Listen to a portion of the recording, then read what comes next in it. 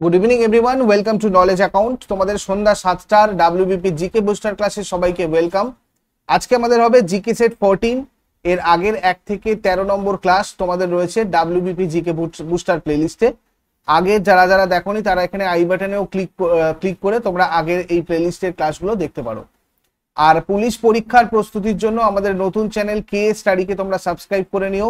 Telegram চ্যানেলে প্রত্যেকটা এই চ্যানেলের ক্লাসের লিঙ্ক রয়েছে। ওখানে তোমাদের কিন্তু 7টার সময় অলরেডি প্রত্যেক দিন স্ট্র্যাটেজিকের ক্লাস চলছে। আর ডাব্লিউবিপি কনস্টেবল আর পিএসসি ক্লার্কশিপের ফুল লেন্থ মক টেস্ট তোমাদের রবিবারে হচ্ছে। টাইমটা চেঞ্জ হবে। তোমরা যদি তোমাদের নিজেদের ইচ্ছা মতো টাইমে পরীক্ষাটা দিতে চাও, টেলিগ্রাম চ্যানেলে পোল দেওয়া আছে, তোমরা পোলে গিয়ে অ্যান্সার করো কখন তোমরা পরীক্ষা দিতে চাও, সেই ওয়াইজ তোমাদেরকে কিন্তু পরীক্ষা করা হবে। আর যারা নতুন রয়েছে তাদেরকে বলে দিই, তোমরা এই ভিডিওর ডেসক্রিপশন বক্সে দেখো আমাদের অ্যাপের লিঙ্ক রয়েছে। ওই অ্যাপেই এই ফ্রি মক টেস্টগুলো হয়। তোমরা অ্যাপটা ডাউনলোড করে রাখো, ওখান থেকেও তোমরা ইনফরমেশন পেয়ে যাবে। দেখো, প্রথম প্রশ্ন আজকে যেটা দেখবো সেটা হচ্ছে কৈলাস মানস সরোবরের তীর্থযাত্রীরা নিচের কোন গিরিপথ দিয়ে যান? কৈলাস মানস সরোবরের তীর্থযাত্রীরা যান লিপু লেক গিরিপথ দিয়ে। দেখো, মানস সরোবর হ্রদটা হচ্ছে একটা তীর্থস্থান, ঠিক আছে?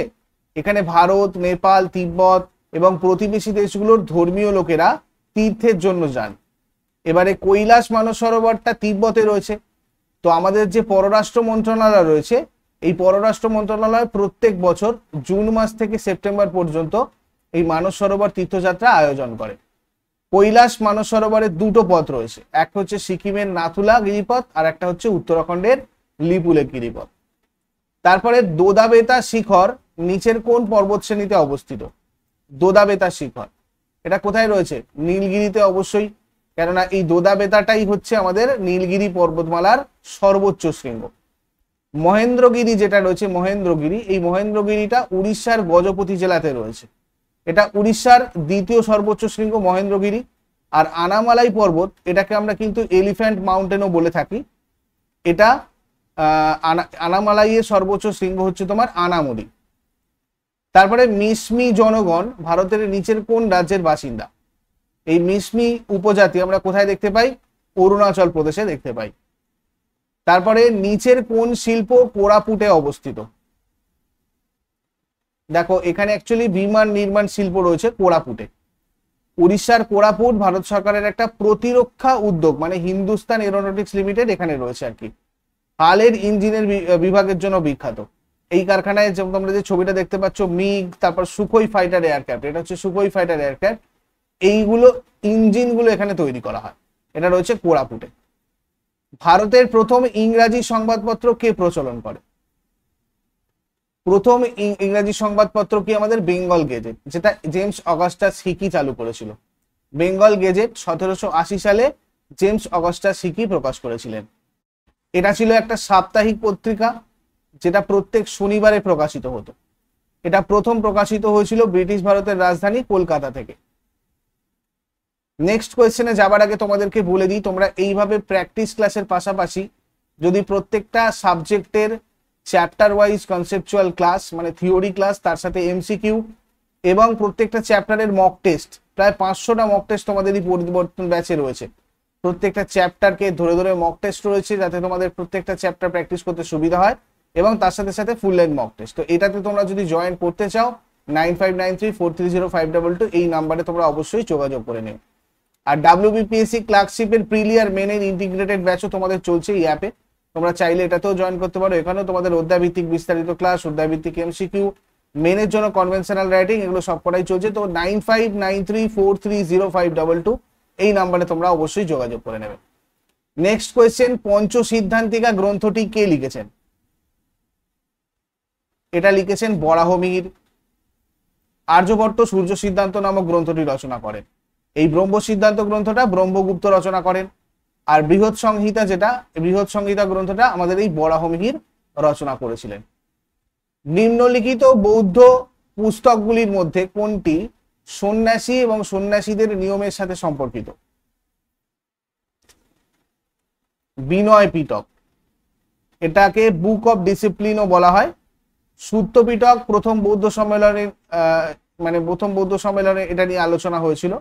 আর এই অভিধম্ম পিটক, যেটা এটা বৌদ্ধ ধর্মের দর্শন আর মতবাদ নিয়ে গঠিত, 7টা বইয়ে বিভক্ত, 7টা আলাদা আলাদা পার্টে। জাতক হচ্ছে তোমার বুদ্ধ জন্মের কাহিনী নিয়ে আলোচনা করে, এই জাতক, বুদ্ধের জন্মের কাহিনীকে আমরা জাতক বলি। তারপরে তারিখ ই সিন্ধ নিচের কোনটির দ্বারা রচিত? তারিখ ই সিন্ধ মীর মোহাম্মদ মাসুম দ্বারা রচিত, এটা তারিখ ই মাসুমি নামেও পরিচিত। চাচনামা অনুসারে এটা আরব বিজয় থেকে মোগল সম্রাট আকবরের রাজত্ব পর্যন্ত সিন্ধুর ইতিহাসের একটা বিবরণ। তারপরে যশোর স্লথ বিয়ার অভয়ারণ্য কোন রাজ্যে রয়েছে? যশোর স্লথ বিয়ার অভয়ারণ্য এটা রয়েছে কোথায়? গুজরাটে। তারপরে দেখো এপিকে এর পুরো নাম কি? এপিকে এর পুরো নাম হচ্ছে অ্যান্ড্রয়েড অ্যাপ্লিকেশন প্যাকেজ। 1920 সালে সর্বভারতীয় ট্রেড ইউনিয়ন কংগ্রেসের প্রথম অধিবেশনের সভাপতিত্ব কে করেছিলেন? লালা লাজপত রায়। সর্বভারতীয় ট্রেড ইউনিয়ন কংগ্রেস 1920 সালে প্রতিষ্ঠিত হয়েছিল, আর প্রথম অধিবেশন বোম্বেতে অনুষ্ঠিত হয় এবং এর সভাপতিত্ব করেছিলেন লালা লাজপত রায়, এবং দেওয়ান চমন লাই এর সাধারণ সম্পাদক ছিলেন। তারপরে লিপি নিয়ে পড়াশোনাকে কি বলা হয়? লিপি নিয়ে পড়াশোনাকে বলা হয় এপিগ্রাফি। নববিধান প্রতিষ্ঠা করেছিলেন কে? নববিধান প্রতিষ্ঠা করেছিলেন কেশবচন্দ্র সেন। এই কেশবচন্দ্র সেন 1881 সালে নববিধান প্রতিষ্ঠা করেন। কেশবচন্দ্র সেন ছিলেন 19বিংশ শতাব্দীর একজন দার্শনিক এবং সমাজ সংস্কারক। তিনি সনাতন হিন্দু ধর্মের সাথে খ্রিস্ট ধর্মের মেলবন্ধন ঘটাতে চেয়েছিলেন। তারপরে we shall make the settle fact unsettled, এটা কে বলেছিলেন? সুরেন্দ্রনাথ বন্দ্যোপাধ্যায় বলেছিলেন we shall make the settle fact unsettled. বঙ্গভঙ্গ সম্পর্কে লর্ড কার্জন বলেছিলেন যে বঙ্গভঙ্গ একটা স্থায়ী ঘটনা, এর কোনো নড়চড় হবে না। Partition of Bengal is a settle fact and what is settled cannot be unsettled. তখন সুরেন্দ্রনাথ কার্জনকে চ্যালেঞ্জ জানিয়ে বলেছিলেন আমি এই স্থায়ী ঘটনা অস্থায়ী করে দেবো, অর্থাৎ we shall make the settle fact unsettled. নিম্নলিখিতগুলির মধ্যে কোনটি লাদাখের উচ্চভূমিতে একমাত্র পশ্চিমের প্রবেশদ্বার? জোজিলা পাস। এটা কাশ্মীর উপত্যকা আর কার্গিল জেলার মধ্যে রয়েছে। লাদাখের উচ্চভূমিতে একমাত্র পশ্চিম প্রবেশদ্বার এই জোজিলা। তারপরে পশ্চিমবঙ্গের শিলিগুড়িকে বা শিলিগুড়ি থেকে সিকিমের সাথে যুক্ত করেছে কোন সড়ক? শিলিগুড়িকে সিকিমের সাথে যুক্ত করেছে পশ্চিমবঙ্গের কোন সড়ক? NH10। NH10 উত্তর পূর্ব ভারতে শিলিগুড়িকে গ্যাংটকের সাথে সংযুক্ত করেছে। এটা ভারতের পশ্চিমবঙ্গ আর সিকিম রাজ্যকে যুক্ত করে। তারপরে গান্ধীজির চম্পারণ আন্দোলনের উদ্দেশ্য কি ছিল?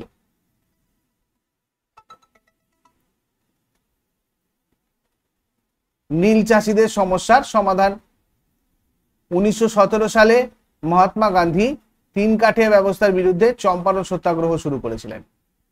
তৎকালীন বিহারের চম্পারণে কৃষকরা ইউরোপীয়দের জন্য মোট জমির 20 ভাগের 3 ভাগ নীল চাষ করতে বাধ্য হয়েছিল, আর এই নীল চাষ জমির উৎপাদনশীলতা নষ্ট করে দিচ্ছিল, যেটা ছিল কৃষকদের প্রতিবাদের প্রধান কারণ। তারপরে লোকসভার মহাসচিব হলেন সচিবালয়ের প্রধান এবং স্পিকার কর্তৃক নিযুক্ত, অর্থাৎ লোকসভার মহাসচিব স্পিকার কর্তৃক নিযুক্ত হন। বর্তমান লোকসভার মহাসচিব কে রয়েছেন? উৎপল কুমার সিং। ইনি হচ্ছেন উৎপল কুমার সিং, যিনি বর্তমান লোকসভার মহাসচিব। ইনি লোকসভার স্পিকার দ্বারা কিন্তু নিযুক্ত হন। আর সেক্রেটারি জেনারেল বা মহাসচিব পদটা ভারত সরকারের ক্যাবিনেট সেক্রেটারির পদের সমতুল্য। তারপরে কিষাণ দিবস কবে পালিত হয়? কিষাণ দিবস পালন করা হয় 23 ডিসেম্বর। ভারতের জাতীয় কৃষক দিবস হিন্দিতে কিষাণ দিবস নামেও পরিচিত। এই কৃষক দিবস প্রত্যেক বছর 23 ডিসেম্বর ভারতের পঞ্চম প্রধানমন্ত্রী চৌধুরী চরণ সিং এর জন্মদিনে পালিত হয়। তারপরে মহাত্মা গান্ধী জলবিদ্যুৎ প্রকল্প কোন জলপ্রপাতের উপর অবস্থিত? যোগ জলপ্রপাতের উপর অবস্থিত মহাত্মা গান্ধী জলবিদ্যুৎ প্রকল্প। এটা কর্ণাটকের শিবমোগা জেলাতে রয়েছে। যোগ জলপ্রপাতটা কোন নদীর ওপরে রয়েছে? শরাবতী নদীর ওপরে রয়েছে। তৎকালীন মহীশূরের রাজার নাম অনুসারে এই বিদ্যুৎ কেন্দ্রটির নাম আগে ছিল কৃষ্ণ রাজেন্দ্র জলবিদ্যুৎ প্রকল্প, পরের নাম পরিবর্তন করে রাখা হয় মহাত্মা গান্ধী জলবিদ্যুৎ প্রকল্প। তারপরে পিত সাগর কোথায় অবস্থিত? পিত সাগর রয়েছে উত্তর প্রশান্ত মহাসাগরে। পিত সাগর বা হলুদ সাগর যেটা, এটা হচ্ছে উত্তর প্রশান্ত মহাসাগরের একটা প্রান্তিক সাগর, যেটা চীনের মূল ভূখণ্ড এবং কোরিয়ান উপদ্বীপের মধ্যে রয়েছে। তারপরে নিম্নলিখিত কোনটি নির্দেশমূলক নীতিসমূহের অন্তর্ভুক্ত নয়? নির্দেশমূলক নীতিসমূহের অন্তর্ভুক্ত নয় তথ্য জানার অধিকার।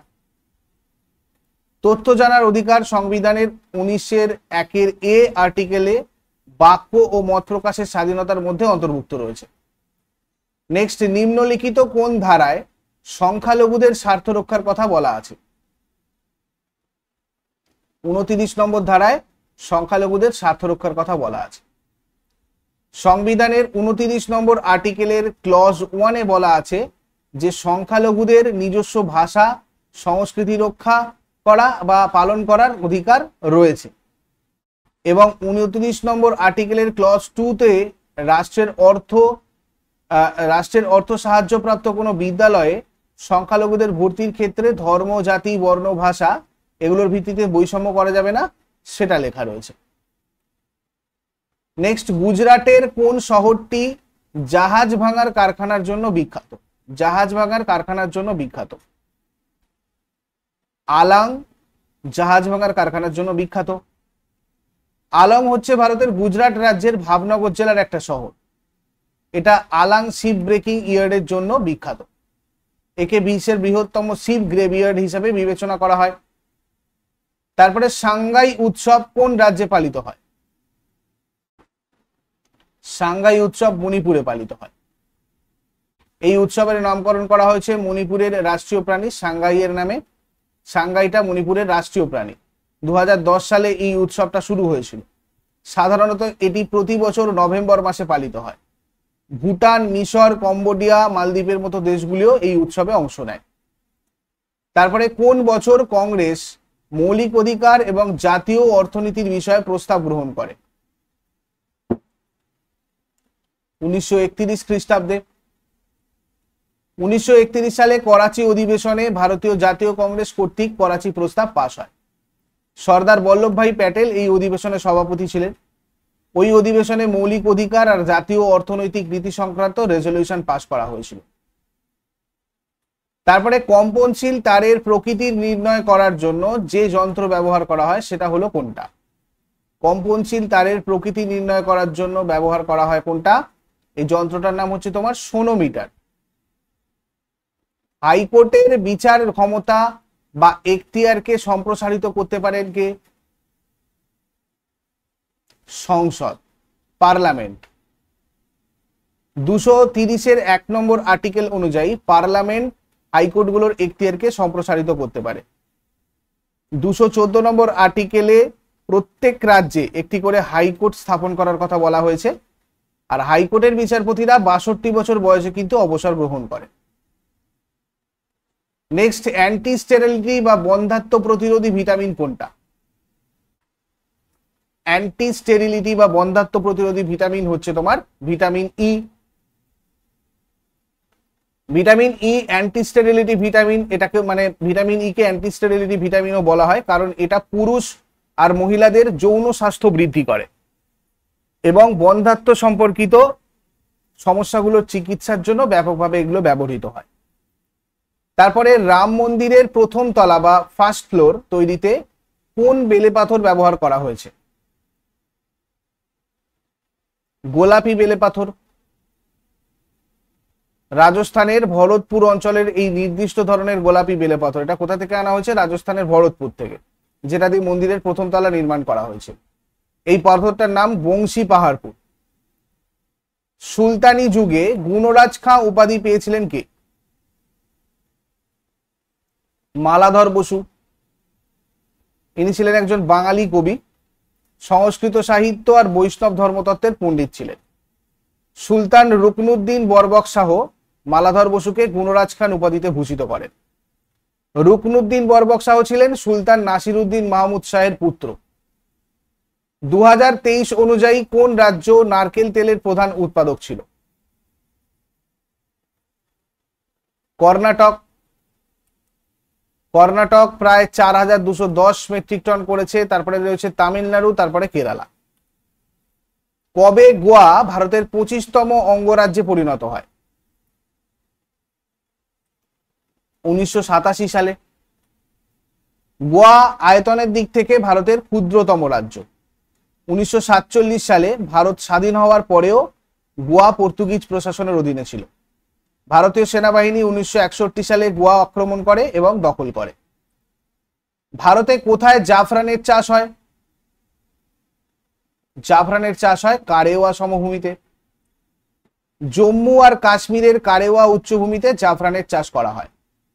কাশ্মীরের জাফরান জিআই ট্যাগ মর্যাদাপ্রাপ্ত। নিম্নলিখিত কাকে ভারতের প্রথম নাগরিক বলা হয়? রাষ্ট্রপতিকে। ভারতীয় সংবিধানের 52 নম্বর আর্টিকেলে বলা আছে ভারতের একজন রাষ্ট্রপতি থাকবেন, তিনি দেশের সাংবিধানিক প্রধান হবেন, আর তার নামেই সকল শাসন বিভাগীয় কাজকর্ম সম্পাদিত হয়। কার্বোহাইড্রেট পরিপাককারী উৎসেচক কোনটা? কার্বোহাইড্রেট পরিপাককারী উৎসেচক অ্যামাইলেজ। অ্যামাইলেজ মুখ আর অগ্নাশয় তৈরি করে, মানে মুখ আর অগ্নাশয়ে অ্যামাইলেজ তৈরি হয়। আর জটিল কার্বোহাইড্রেট পরিপাক করে, মানে এটা পরিপাক হয় কোথায়? মুখে আর অগ্নাশয়। তারপরে স্ট্রাইক আউট কোন খেলার সাথে যুক্ত? স্ট্রাইক আউট তোমরা দেখতেই পাচ্ছ, এটা বেসবল খেলা, বেসবল খেলার সাথে যুক্ত। চিত্রাঙ্গদা নাটকটার রচয়িতাকে? এটা রবীন্দ্রনাথ ঠাকুর রচনা করেছিলেন। 1892 সালে প্রকাশিত হয়েছিল চিত্রাঙ্গদা।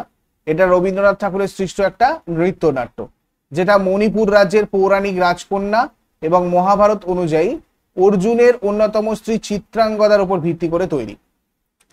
তারপরে প্রতিটি উত্তপ্ত বস্তু নির্গত করে কোন রশ্মি? অবলোহিত রশ্মি বা ইনফ্রারেড। ইনফ্রারেড। এটা থার্মাল ইমেজিং ক্যামেরা অবলোহিত রশ্মি চিহ্নিত করতে পারে।